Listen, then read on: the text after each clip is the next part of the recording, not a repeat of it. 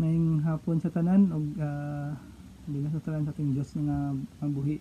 So bag-o mi maghatag og kanang birthday greetings kay tatay, buot na ko kuha ng higayon para magpasalamat kaninyong tanan, especially sa Maranatha Poor members.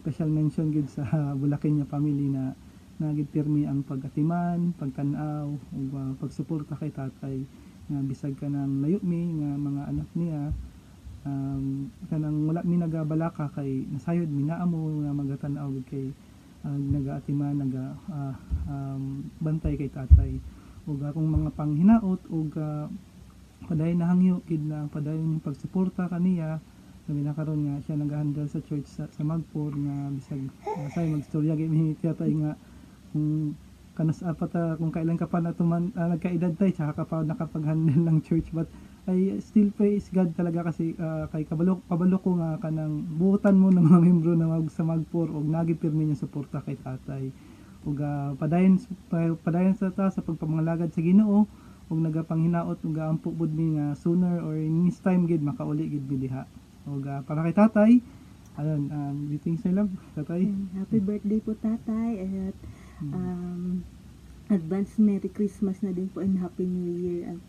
Hoping and praying po talaga na makauwi po kami in God's will, in God's time din talaga para po kita nyo na po personal si Bebe.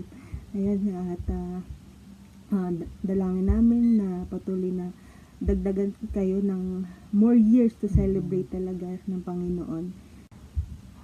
God bless po tatay and good health.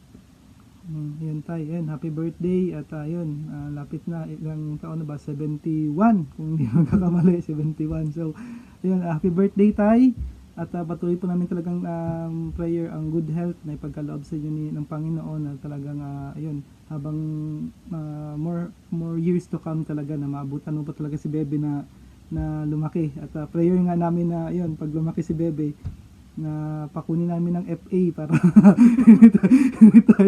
anytime pag naging flight attendant ito makalibre tayo sa ticket back and forth. So talaga kayo tayo pray for good health, protection and guidance, anointing sa pag-handle talaga sa church, and I pray na Panginoon patuloy na magkaloob sa iyo ng lahat ng pangangailangan, yun, financially, materially, above spiritually talaga. So yun, marami naman tayong mga desires, mga plans talaga.